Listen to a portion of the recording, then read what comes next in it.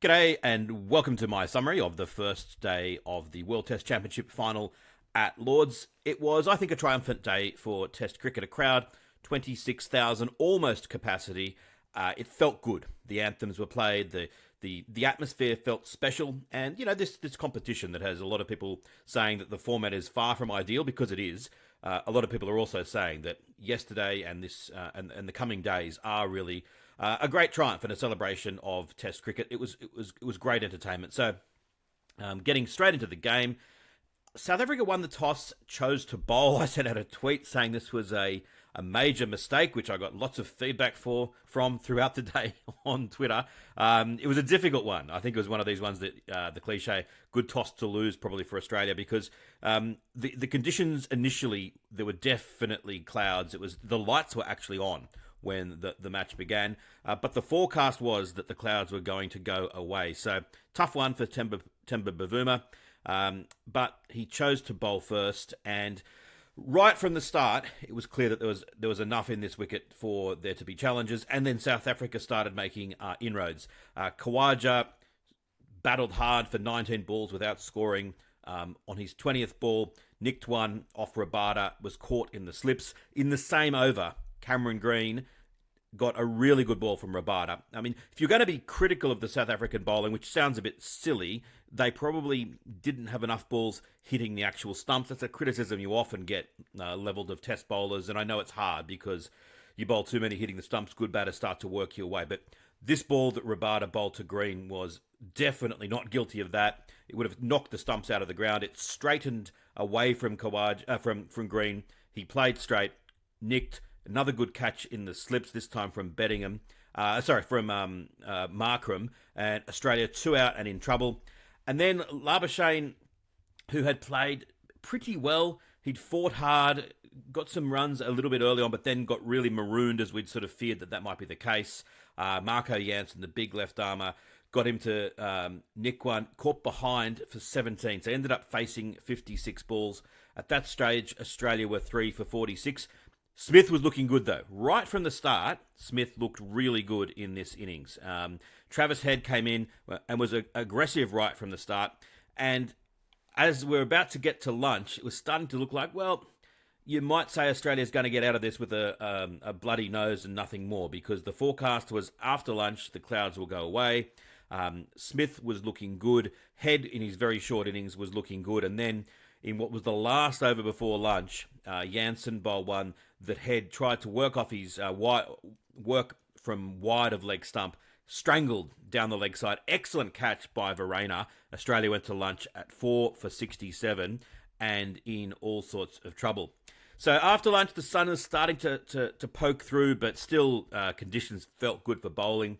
Bo Webster was struggling. They were all over him, and he really should have been out a couple of times.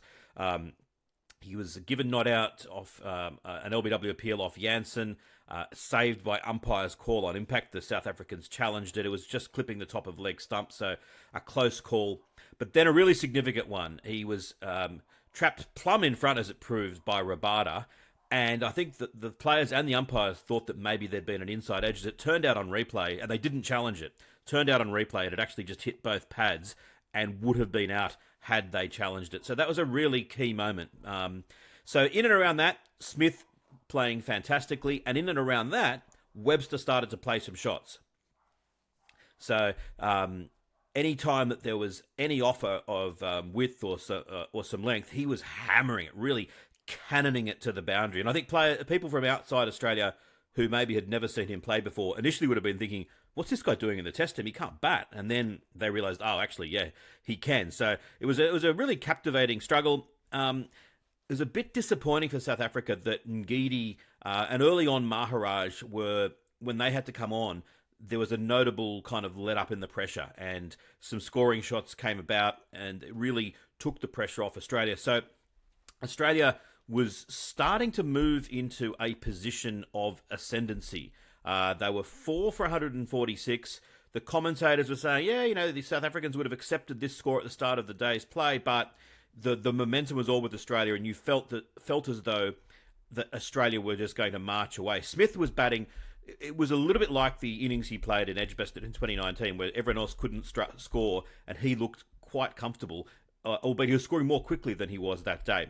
And so the big moment came when, just to change ends, they brought on Markram to bowl his off spin. He's a very handy white ball bowler, Markram. Doesn't have any test record to speak of, but Smith, off the last ball, Markram gave it a little bit more air. Smith's driven at it, edged it. Jansen took a fine juggling catch at slip, and Smith was out for 66, and that was a significant moment in the day's play. So Australia now 5 for 146. Carey came out and looked good. Webster brought his 50 up. They got to tea at 5 for 190. And again, Australia just starting to edge in front. Just after tea, though.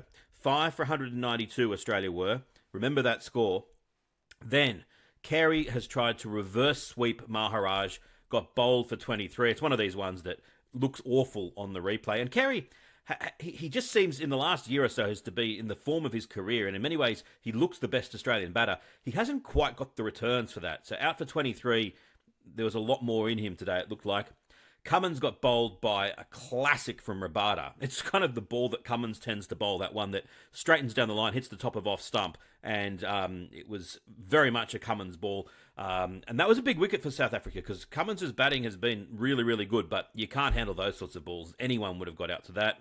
Then I think Webster, feeling as though, all right, now I'm going to start to really be expansive, wafted a bit at one and was caught by betting him in the slips off the bowling of Rabada for 72. Lyon got bowled by Jansen for a duck, and then Starc, also I think feeling that he needed to be a bit aggressive, was bowled by Rabada for one. So Australia, having been 5 for 192, all out for 212. So they lost 5 for 20. And South Africa looking fantastic. Kagiso Rabada, 15.5, 15.4 overs, 5 for 51. In the lead up at various stages have been saying, is he quite at his best? Well, he certainly was at his best. Magnificent performance. Jansen 3 for 49. Ngidi was the disappointing one. 8 overs, none for 45. Vian Mulder was very handy. 11 overs, none for 36. And Maharaj got the wicket of Carey, and of course Markram just the 2 overs and got the key wicket of the day in getting out Steve Smith. So South Africa came out to bat. Bright sunshine now, so ostensibly the best conditions of the day, and plenty of people on Twitter, as I said, were giving me very, very helpful information that I think they'll be happy enough with bowling first now, champ. Anyway, Starc, the bowler who I said should have been omitted from the side and that they should have had Boland. Incidentally, Boland would have been absolutely unplayable on this surface, I should say, in my own defence. Starc bowled magnificently. He got Markram out very quickly, one that straightened back, and Markram was kind of nowhere, edged it onto his stumps, but it was just a quality ball. Then a few overs later, Vian Mulder was dropped by Carey off Starc. Another good ball, nicked one, and it was a very, very catchable one. Sometimes they move a bit out after they've passed the bat in England, but that was a really, really bad miss. So that was capping off a pretty ordinary day for Carey. Then Ryan Rickleton, who was the only South African batter to look to score, was caught Khawaja, bowled Starc, a ball that again swung. Nice catch by Khawaja at slip. He was out for 16. He only faced the 23 balls. And then for the rest of the day, South Africa just did not play a shot until the last over. And they just went nowhere. It was a bit like the way that Labuschagne and Khawaja kind of... my implicit criticism of them from earlier in the day. You respect it. The bowling was high class. The ball was moving about. If anything, the ball seemed to be moving about more as the day went on. So it's not to say, just go out there and smack it everywhere. That's glib. But you kind of need to try to score runs somehow. Otherwise, you're just never going to get anywhere. Starc had a close one off Bavuma. LBW appeal. They didn't review it. On review, it was shown to be clipping leg, so umpires called, so it would have remained not out, but a close call there. The odd one was starting to keep low. Not heaps, but just the occasional ball keeping a little bit low.